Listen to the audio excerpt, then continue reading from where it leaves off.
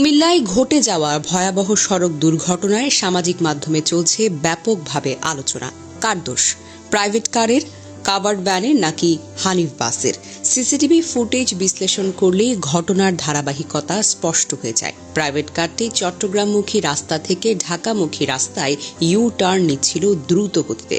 তখনও কাভার্ড ভ্যানটি অনেক দূরে ছিল, তাই সামান্য সময় পেলেই কারটি নিরাপদে পার হয়ে যেতে পারত।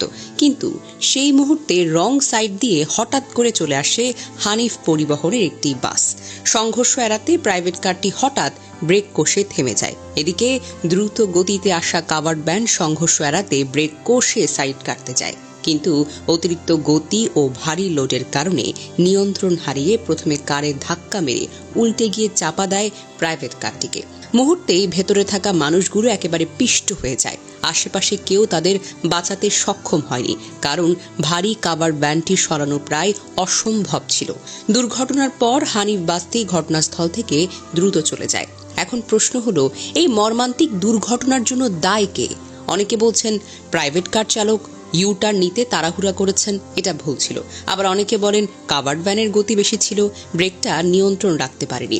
বাস্তবতা হলো, এই ঘটনার মূল সূত্রপাত ঘটিয়েছে রং সাইডে আসা হানিফ পরিবহনের বাস।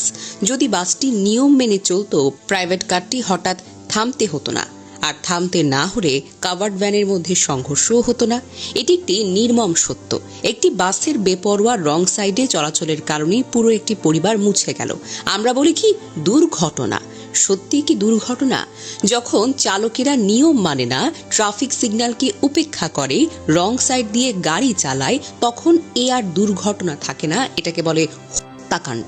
আর যেমন প্রাইভেট কারের তাড়াহুড়া ছিল ভুল, কাভার্ড ভ্যানের অতিরিক্ত গতি ছিল গুরুত্বপূর্ণ, কিন্তু রং সাইডে এসে হানিফ পরিবহনের বাস এই ভয়াবহ মৃত্যুর মঞ্চ তৈরি করেছে।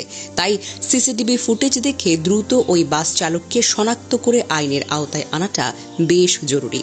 এদেশে যত দুর্ঘটনা ঘটে তার যতখানি প্রাকৃতিকভাবে ঘটে, তার চাইতে বেশি ঘটে খামখেয়ালির কারণে।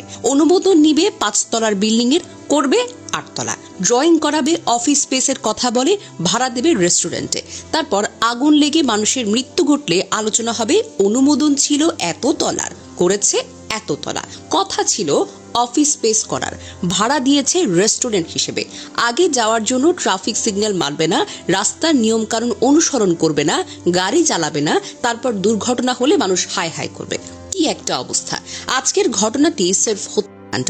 কার চালক দ্রুত গতিতে ইউটার্ন নেওয়াটা ঠিক ছিল না।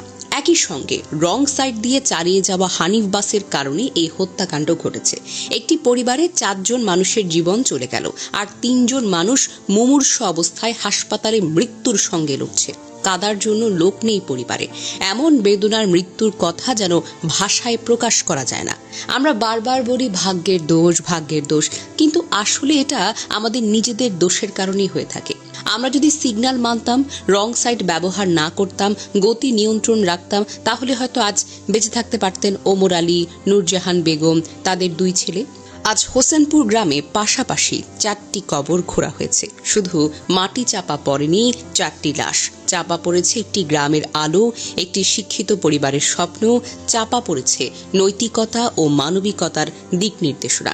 তাই সময় এসেছে দুর্ঘটনার পর কান্না নয়, দুর্ঘটনার আগে প্রতিরোধ করার। নইলে এভাবেই প্রতিদিন নতুন নতুন পরিবার শেষ হয়ে যাবে, নতুন নতুন কবর খোঁড়া হবে, আর আমরা বসে বসে শুধু শোক পালন করব এবং থেমে থাকব।